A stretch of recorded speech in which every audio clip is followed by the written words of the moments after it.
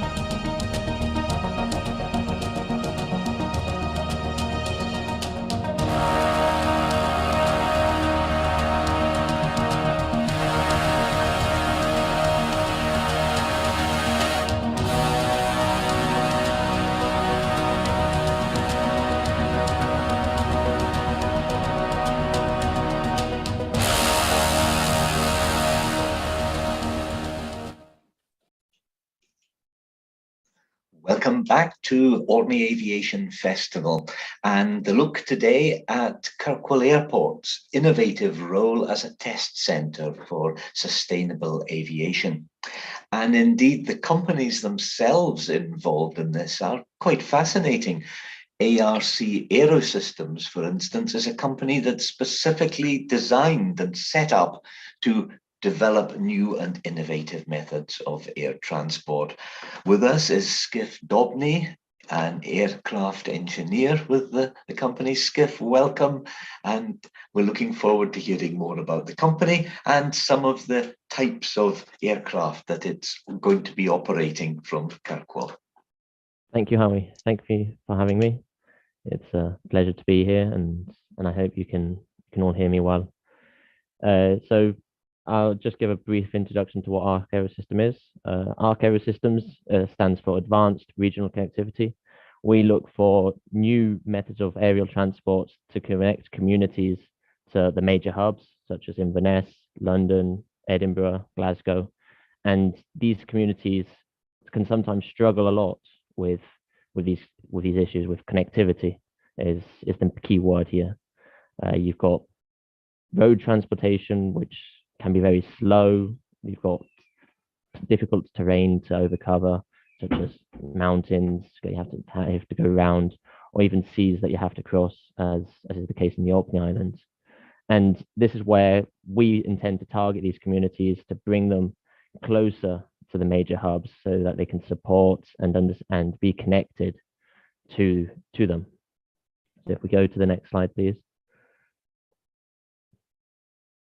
So ARC has in their fleet 4 different types of aircraft. These vary in size and scale. They're specifically focused around 2 varying concepts. So we have the 2 passenger aircraft, which are the P3 and P9. These are focused around what gyrocopters, and in the case of the P9, a compound gyrocopter is. These have a jump takeoff capability, so that they do not require a runway to take off on. This will mean that it can be operated from as near to a city as possible, so that you don't have to travel to an airport, but you can put it into your closest airfield or even just field where there's no infrastructure at all provided.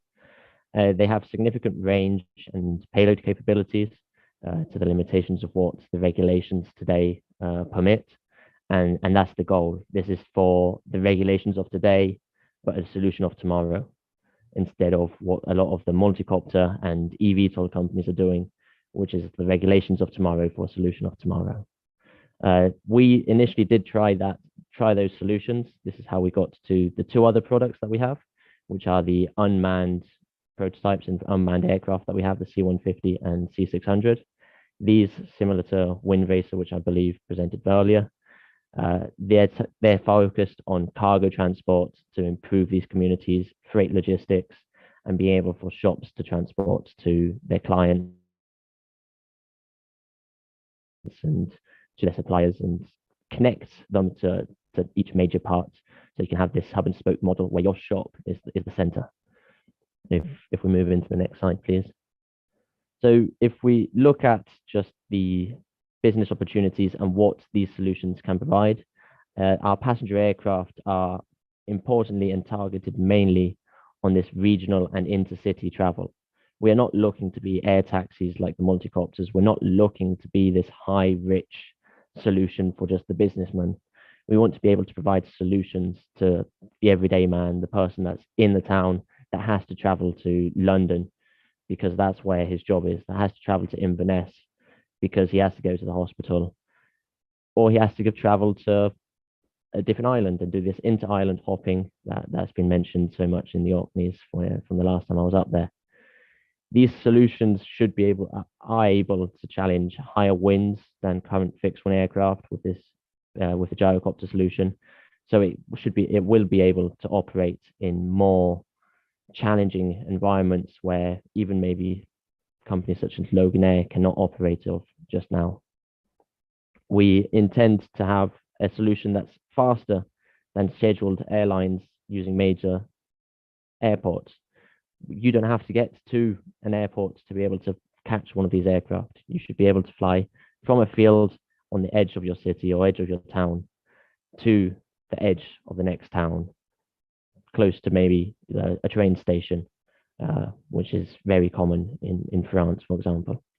And then we are able to take cargo transport. This is a secondary market where the benefits are also very positive for companies to be able to transport cargo. But the important factor that we do always see is this person and the people that is supporting. Next slide, please.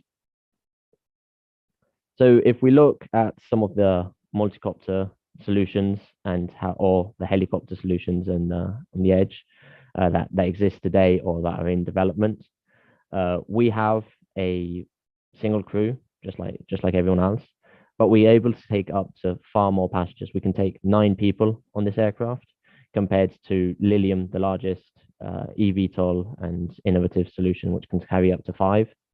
We match them in speed, but because it's gyrocopter, it requires a lot less energy, and therefore we can use our batteries for range instead of true vertical takeoff.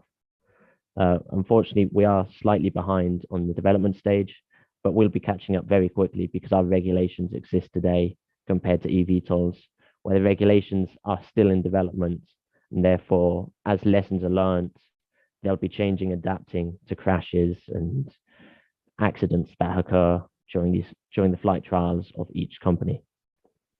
If we move into the next slide, please. So the P3, it's a lot smaller version. This aircraft is ideal for sightseeing missions, for just transport and the private user. It's going to be fairly cheap compared, similar price to a Robinson R22. This is a private helicopter that most people can own. This is going to be a similar solution to that, where a family could be owning this, capable of carrying up to 2 passengers with 1 pilot. It competes with some of the more smaller eVTOLs, but that's not the goal. We're not, as I say, we're not looking at an air taxi that these guys are. We're looking at a sightseeing, a private aircraft, and even just a small scheduled flight system that could serve small communities that just need that 1 or 2 people to travel. Next slide, please. Now, the cargo market, Wind Racer explained a lot of the market for how cargo can be shipped and how the community can benefit from this. There's a big logistics megatrend that people are willing to pay more for same-day delivery. Obviously, this up in the Orkneys is fairly difficult, but we can both provide goods from the mainland and provide goods from further afield to reach the Orkneys quicker, faster, but at the same time help Orkney businesses to be able to export them down to the mainland and to other communities quicker and faster. And one of the big government issues being depopulation of rural areas may be able to be combated. We can't guarantee that it will, but with an improved logistics solution, businesses have more chance of setting up and surviving in these regions and competing with the wider market. And this is a challenge that we want to tackle and support. We understand in the highland regions, you've got a lot of wind farms. Well, I've visited some of them. You've got a lot of oil and gas. These industries can obviously benefit very much from large drones.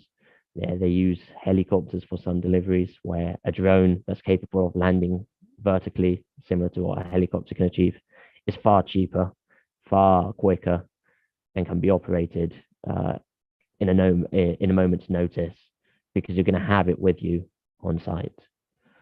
Next slide, please. So looking at our small cargo drone, this is a very small one, which is targeting the mid-mile regions, but potentially can target also the last mile. It has a payload capability of up to 30 kilograms and a range of 400 kilograms for 400 kilometers. Sorry, that's not range. It has a wider market, but like Wind Racer, the regulatory environment is a key challenge for this. And this is why the limitations of 150 kilograms mean that we don't have to apply for temporary danger zones. We can fly at lower altitudes and therefore avoid a lot of the conflict with manned aviation. And this is a solution that we don't have to certify, but we will still need operational permissions to fly, which currently do still require temporary danger areas. Unfortunately, in the coming years, we hope that the regulatory environment will advance enough to mean that the temporary danger area will disappear, that we are able to fly with manned aviation more frequently, and not in controlled, designed principles, as I'd say, where you set up the danger area and then you allow permissible ones. We need to be able to fly in constant current airspace operations. Next slide, please. So this is our most advanced unmanned aircraft. So this is the C600. This has a payload capability of up to 100 kilograms, which is very similar to what Wind Racer is able to do, even though slightly lower. But this has the capability of vertical flight and landing, meaning that the infrastructure requirement is negligible. You just have to have a flat surface with no stones that will be kicked up to take off, and the same thing to land. The initial market that we're going to be targeting is the industries. So we want to support businesses and industries in communities where you can fly from the outside, the edge and outskirts and edges of these communities, therefore avoiding the major population zones, which is the current big hurdle in regulations. You have to be able to prove that you're avoiding, that uninvolved people are not nearby or going to be at risk. So we're targeting these industries that operate from the outskirts, from technology business parks, from manufacturing centers, and even in communities, you could then put up a vertiport on the outskirts where every internal business, shop, and so on can use to actually fly these products to the next town or around some of the large geographical hurdles that are present. Next slide, please. So if we look at some of the environmental benefits, there's far and beyond on the benefits that we can achieve. ARC is focusing on sustainable aviation. So we do hybrid solutions currently, but we are in projects for hydrogen, where we're studying hydrogen solutions to substitute the diesel section so that the batteries will operate for our vertical flights, which is very power consumptive. And then we've got a cruise done with hydrogen power. We have got just fully electric solutions. And then the big solution is that as a gyrocopter, it's got lower noise, which means a lot lower noise footprint, a lot less disruption to birds and the environment. And the fact that we don't need an infrastructure to land or take off in means that you don't have to develop these expensive and environmentally damaging support systems that other transport modes need, such as roads or trains. Next slide, please. So as I mentioned in the environmental benefits, currently we are focused on, we've got hybrid solutions over the whole board. All our aircraft are hybrid. We use electric motors for the takeoff stages, be it jump takeoff or vertical takeoff.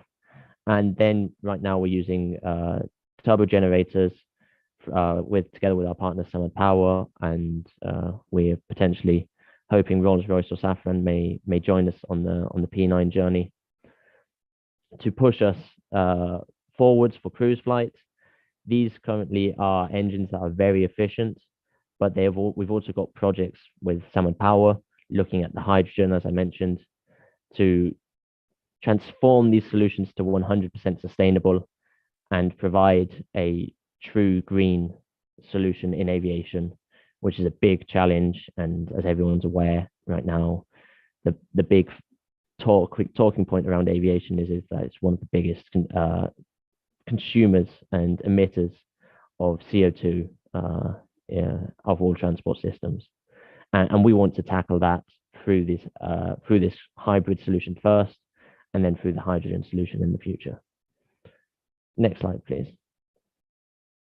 So some of our major achievements is that the C600, the prototype has been flown and will fly as part of Project SATE in Wick Airport. This is will be happening shortly. We'll also be conducting a beyond visual line of sight, which will be our first next year, hopefully again within Project SATE. So this will be a 20-kilometer flight where the pilot won't be able to see it. But currently we've proven full transition, which is the change from vertical flight to horizontal flight and back transition, because obviously to be able to land again, you have to be able to go from the horizontal flight, slow down your momentum, and be able to land vertically on the spot. So we've completed this full transition test, which is one of the biggest challenges for any eVTOL aircraft. And then we also have a certified jump takeoff gyrocopter under Part 27 from the FAA as a baseline for the product that we're developing in the P3 and the P9. I believe this was the last slide.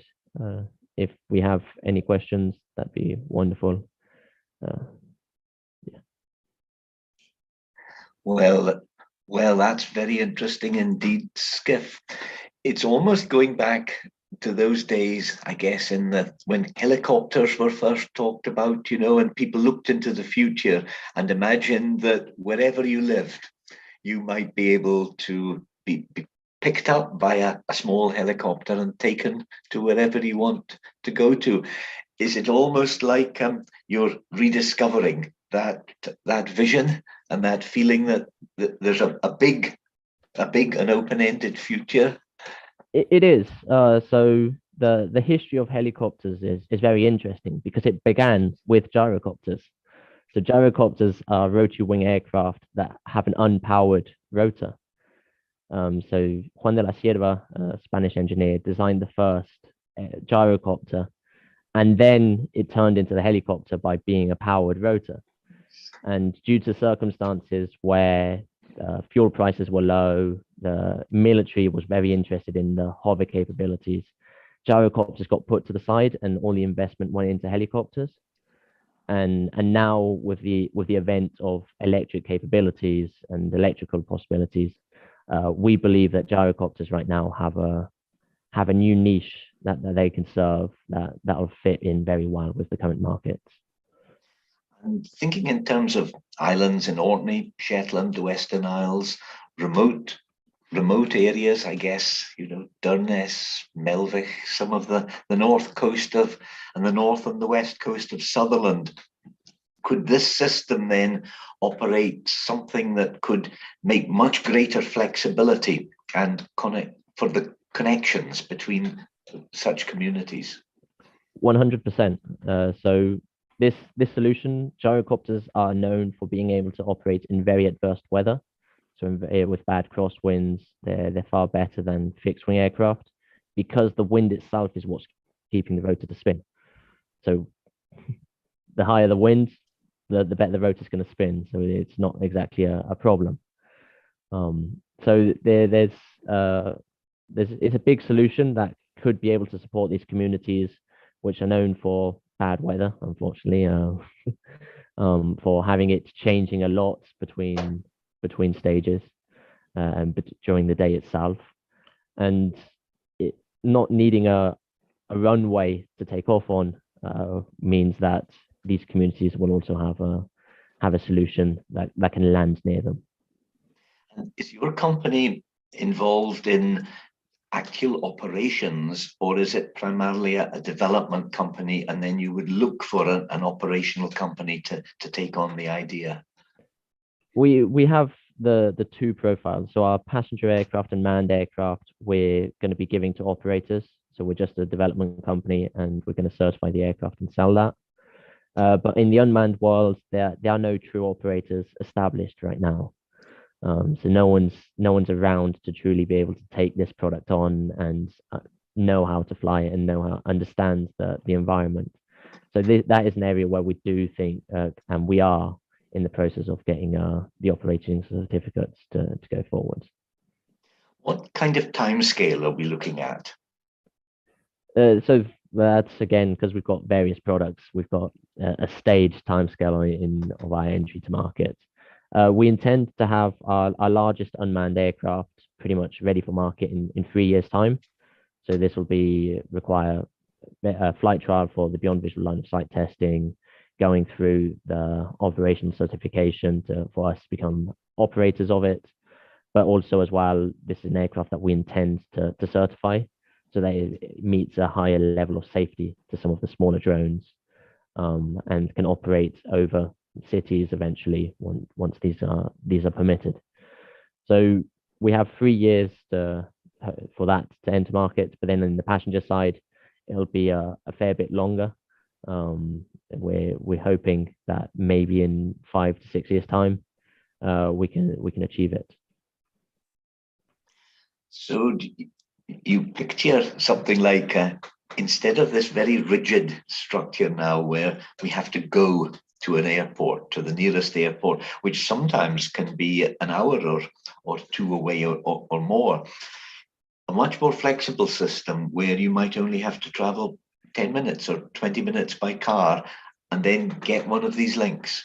Yeah, correct. That's what we envision to happen, because unfortunately, we do not see the regulatory environment and permitting flights within cities in the next decade yet.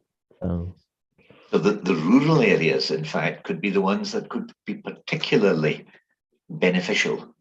Yeah, correct. They're the ones that truly we vision as the people that really need it, the people that want it the most and require it the most. And this is where a lot of our support and a lot of our targeting has been put into. As well as passengers, is there the opportunity for smaller or medium-sized items of freight? You can fit in smaller items of freight. If we remove the seating, we can make it a freighter aircraft.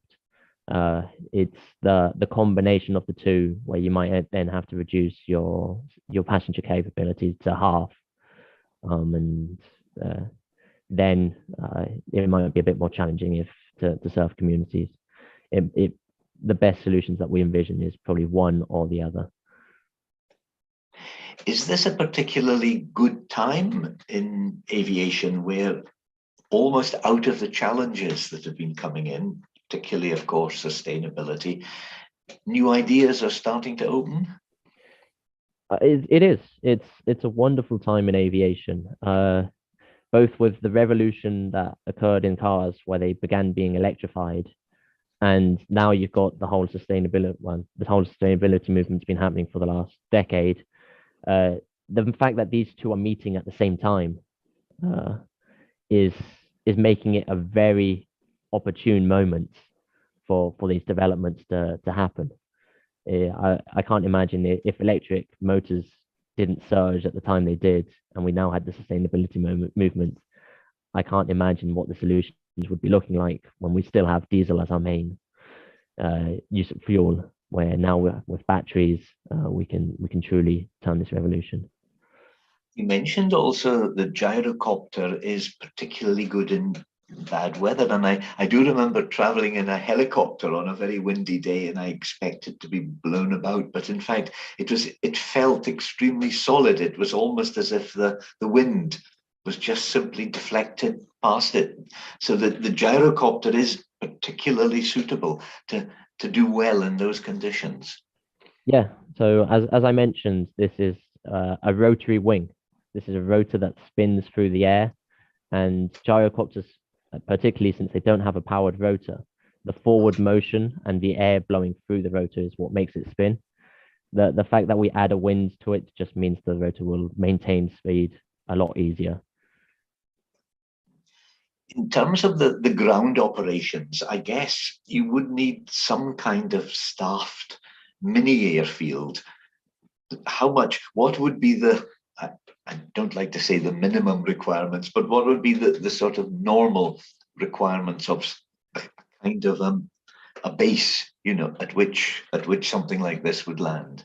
So we envision that you'll have one major hub, maybe in Kirkwall itself, say if we were putting in Orkneys for the example, where that would be where you can refuel and where you can truly maintain the aircraft. But then the smaller communities that you distribute out to don't truly require anything. They just need a landing point. So because if you have enough fuel to go there and back, you shouldn't require maintenance. You shouldn't require a crew to unload it, except for maybe the pilot himself to be able to guide passengers on, off, and support. Here, I was just thinking of Grahamsey. I don't know if we have any Grahamsey listeners now, but that would be an example. Small island, dependent on the half-hour ferry, 20 minutes, half-hour ferry to Stromness. But you could imagine situations of poor weather, for instance, or just routine deliveries. This could offer much greater flexibility. Yeah, 100%. That's the perfect market for us. Well, this is very interesting. We are looking forward to you keeping us posted, Skif, and wishing you every success with your work. And just before saying goodbye to Skif, I'll welcome Andrew Ray, who's coming in to join us. So all being well, we will manage a speedy and smooth transition from Skif to Andrew. Yes, we have. So Skif, thank you again for joining us. And we look forward to hearing more. Thank you. And Andrew, welcome back. Now, you're here to kind of review some of the key points that have been coming out today. And my goodness, there's some fascinating ones. I guess one impression that's forming is that the flexibility of aviation that was often envisaged in the early days, maybe even in the pioneering days of Captain Fresson, or indeed your grandfather, that flexibility of aviation seems to be coming back. Would I be right in thinking that?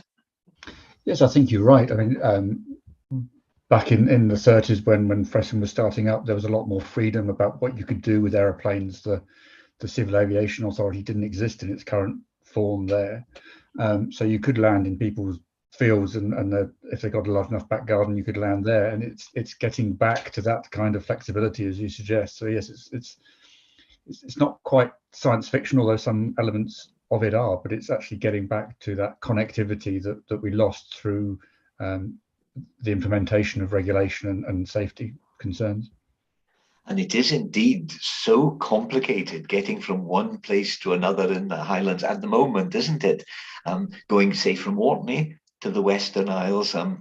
Just a couple of months ago, I was trying to get from Elgin to Barra, and first of all, looking at public transport. And my goodness, it's complicated. So in the end, the only way is to go by motor car, but you've still got a 5-hour sea journey. So in terms of connectivity at the moment, the Highlands and Islands really isn't connected. We tend to be feeding into a small number of centres like Inverness. Yeah, I mentioned earlier on that the whole SATE project was predicated on the use cases, including those that you just mentioned, and that continues to be the driver behind the project. And it's brilliant that it's bringing people like Wind Racers and ARC to test their technology in our region and satisfy some of those use cases. I think I shall bite the bullet and say the word ferries. It just seems to me that ferries are extremely complicated. Does it look as if at least some of the roles of ferries might well be taken over more flexibly and efficiently and even more cheaply by purpose designs in aviation? I don't see why not. The cost of a ferry itself, the infrastructure, the jetties, and everything that goes with it are significant drains on the public purse. And if you could do it more efficiently, more cheaply, and more environmentally friendly, why wouldn't you do it? And is this really the time then for people in remote and rural areas to become aware of these developments that are going on, even to look at ways in which some of these developments potentially could directly benefit them? Absolutely, yes. So there will be some public engagement events in Orkney and other areas to try and capture some of the ideas that folk have about how these services could be used that we've not captured yet. So if anybody's got any bright ideas, we'd love to hear from people, whether it's businesses or individuals, about how they could use them.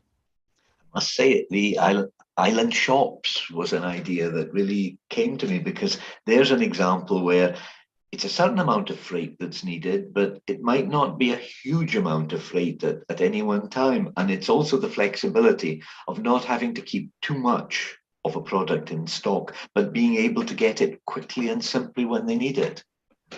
Yes, and I think it's that flexibility and the real application to a use case. It's not pushing the technology for its own sake, but bearing in mind that some of the things that have been suggested about being replaced by autonomous services probably are best not. So in many cases, delivering pharmacy type things to people, that might be their only human contact in a given day. So we have to be conscious of the socioeconomic element of this. So there is a role to play for human interaction, but if we can do things, as I said earlier, either more cheaply, more efficiently, or do things we couldn't previously do, then we're onto a winner. Looking ahead now with the SATE project, are we looking quite a number of years in the future, or is it on a finite duration? The current phase of the project will end in September next year. We believe that there will be a follow-on project funded by UKRI. We don't yet know when that will start and what form it will be, but some of the things we've set in place now will happen even after the end of the duration of the current project, whatever other options happen. So Yvette mentioned the airspace change that is planned by Highlands and Islands airports to allow autonomous aircraft and manned aircraft to fly together. We hope that will go ahead one way or another. And that will be certainly a UK first, and it'll be a living laboratory for the Civil Aviation Authority and other people to test the blueprint for what will then happen across the whole of the UK in the future. So it's really exciting stuff. So you're really looking for the regulatory developments to move forward in parallel with the technical ones? Yes. So some of the things that we want to do, we can't yet to do because of the regulatory framework doesn't exist yet.